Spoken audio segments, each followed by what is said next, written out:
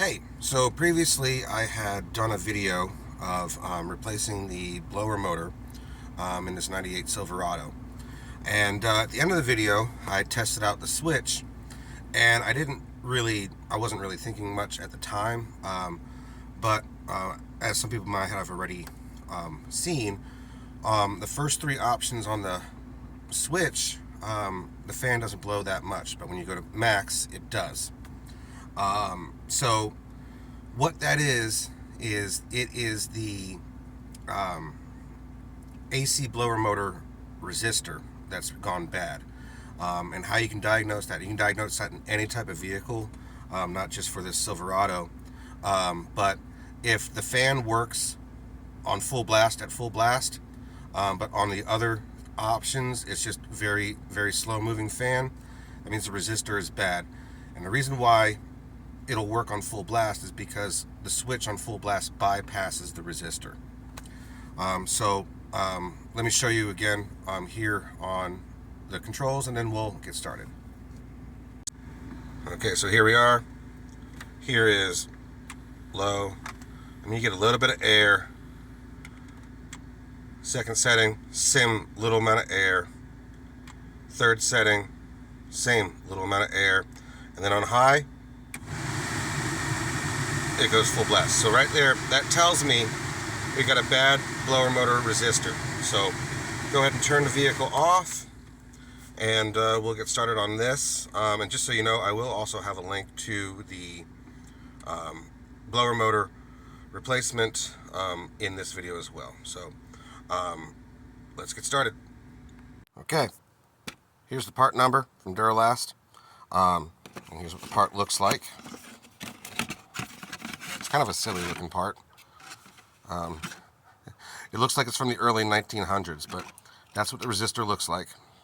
So we'll go ahead and we'll get started. What you want to do is, just like last time with the fan, you want to take the glove box out. And like last time, remember, I don't have that little clip that goes right there, but you want to take that off. And I can't do this with one hand, so I'm going to go ahead and take the glove box out, and then we'll proceed. Okay, glove box is out. And so, this might look a little bit different for yours. I've already had this dash out before, so I've kind of relocated this wiring harness. I think typically the wiring harness, this big pigtail right here, is going to be sitting right here. Then right behind that, you can see the resistor. So I'm going to go ahead, I'm going to figure out the bolts for it and take it off, and then I'll tell you what size it is. Okay, so it is a 7mm, and try to use a socket, but you're going to be using this wrench. There's 3 bolts. So what it is, you got the 2 that are here, like this. Okay. Then you have a third one that is attached to this bracket right here that the relay is on. Because on the back part of that relay there is where that other bolt attaches to. Okay, so, and you can't pull this resistor off with that bracket still on. So you just move it out of the way. One thing I definitely will tell you, I didn't do it, but see how the plug has that tab on it?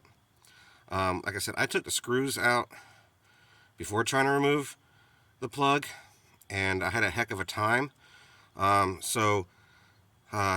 Take a screwdriver, lift that tab, and get it off. It'll be a lot easier if this is held down by the screws. Try to take that off, because there is not a lot of room to grab in there. Okay, so thank the engineers for that. If that doesn't work, then you can do what I did. I bent the crap out of these to pull it out. I lifted the tab a little bit with a screwdriver so that it was no longer engaged right here, and then I just yanked and it pulled off. Okay, that worked for me because, like, I didn't care what happened to this. So I'm gonna go ahead and get the new one installed, and then we'll test it out. Okay, I'm going to tell you this much. It's a heck of a lot easier getting it back in than getting it out. Okay? Don't connect that wire until after you have it bolted in. One thing I did forget to mention earlier was there's a right side and wrong side to this. See this little metal tab? Nothing attaches to it. But this needs to go towards the glove box. So towards you. You can kind of... Let's see if I can get the light on it. You see it right there? Just going to go towards the glove box like that. So I got all 3 bolts in. Finished putting this glove box back together, and then we're going to test everything out. Okay, here we are. So it's off right now. Let's go try the first position. You can actually hear that fan right now. Okay, let's see if it increases in speed for the next setting. Yep, I don't know if you can hear it on your end, but I can definitely hear the increase in speed on this one. I can feel it too. Yep, again for the third.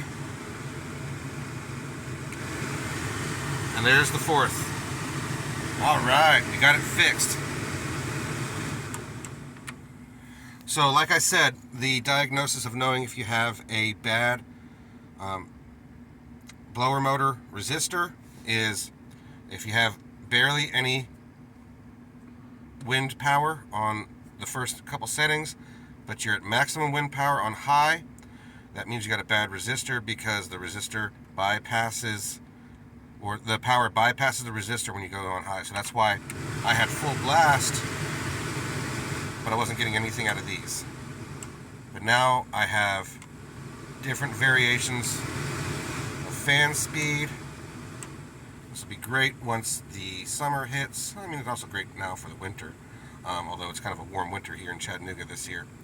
But anyways, I'll make sure that the link for the blower motor is attached to this video as well.